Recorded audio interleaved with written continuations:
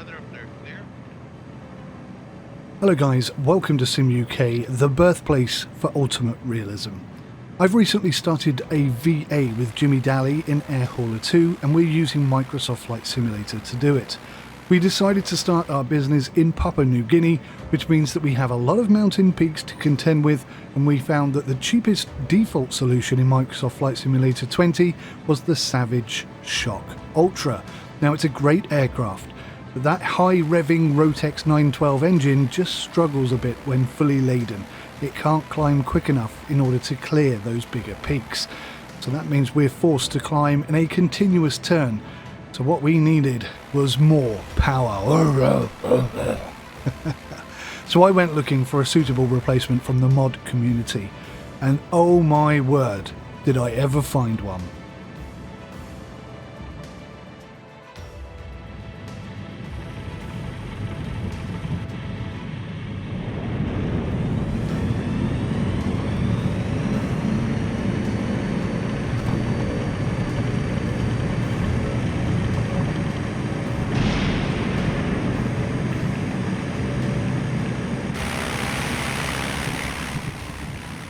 This little beauty is the unbelievable Savage GRAVEL from dev team GotGRAVEL. It is affectionately known as the monster truck in the skies, and that's for very good reason. The Gravel is in part homage to Mike Patty's Scrappy, and it certainly embellishes Scrappy with some impressive modifications to the default Microsoft Flight Simulator Savage Cub, which is what the Gravel uses as its base.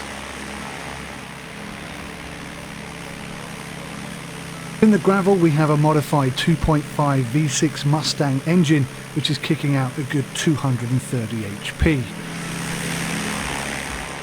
When combined with the massive 7-foot prop, it kicks out so much power that we can climb at an incredible stable 3,000 feet per minute. And it increases cruise speed from 91 miles per hour to 115 miles per hour, that's in Air Hauler 2. Microsoft records it as 130 knots to 150 knots at max power. Maximum takeoff weight has been increased by 200 pounds and the ceiling increases by 2,250 feet to an incredible 18,000 feet. That's a good 5,500 feet higher than the tallest peaks in Papua New Guinea, so that's perfect for Jimmy and I. Both wing fuel tanks have been increased to feed that beast, and that also boosts the maximum range by 85 nautical miles to 462 in Air Hauler 2. Now Microsoft Flight Simulator and the devs claim that it's got a maximum range of 800 nautical miles at sea level when flying at a consistent 4,000 RPM. I haven't tested that out, but I certainly believe them. The wheels have been upgraded too to these Alaskan bush wheels, perfect for the grass strips in Papua New Guinea, but also useful pretty much anywhere on the planet. And the shocks too are more robust, having been replaced with these King shocks.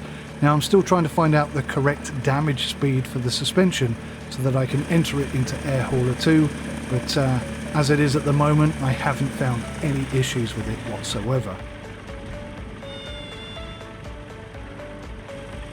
The overall chassis has also been upgraded with a reinforced structure. It is 100 pounds heavier than the default Cub, but I find that actually makes it more responsive when you're up against heavy winds and those thermals that come off of the mountains.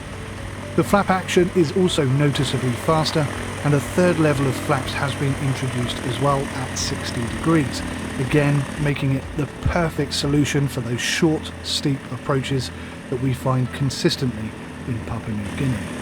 And the vortex generators on the wings and the tail have been accurately simulated. This allows for super realistic stalled takeoffs and landings. I've tested both and I am super impressed.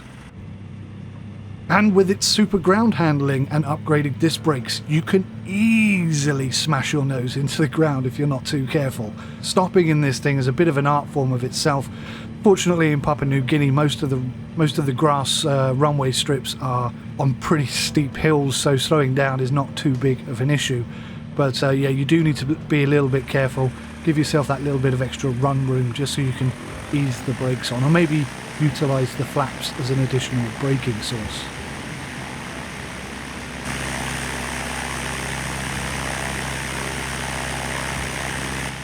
Inside and out, I find that the modelling is absolutely superb. I love some of the finer details, the corrugated wings and the wing tips just look absolutely sensational. I absolutely love this thing. I've been flying around in it all day, and honestly, it's one of the most fun aircraft I think I've ever experienced. Jimmy and I are going to have so much fun in this thing. It's going to be hilarious, but it's going to be brilliant at the same time. If you want to do acrobatics and throw it around and be aggressive with it, you can. I'm going to include on the screen all of the details, all the specs for the aircraft itself. But yeah, I've been able to do loop-de-loops, barrel rolls, just chuck it about and treat it terribly, and I've had no problems whatsoever. Now in Air Hauler 2, this is actually cheaper than the default Savage Cup is in Microsoft Flight Simulator, so it's definitely going to be our first upgrade. And if you want to follow along with our highs and our lows of Sim and Jim Virtual Airlines, then please do head on over to Jimmy Daly or SimUK Aviation on YouTube. And if you're a glutton for punishment, then why not consider applying to us? You can join us as we transport in tandem large quantities of goods around Papua New Guinea. It's a lot of fun. There's a lot of mistakes and a lot of learning with every single flight that we take.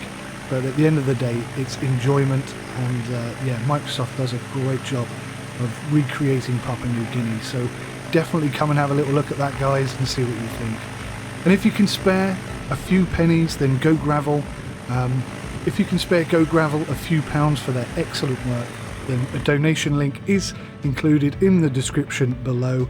You'll find it right beside our own donation link, and as we would also appreciate a small contribution to keep SimUK afloat in 2021.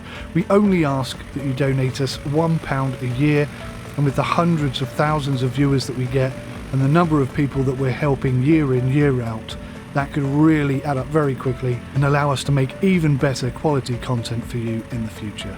Thank you so much for watching. Please hit that like button, subscribe, take care of yourselves and your families. See you soon. Take care. Till next time. Goodbye.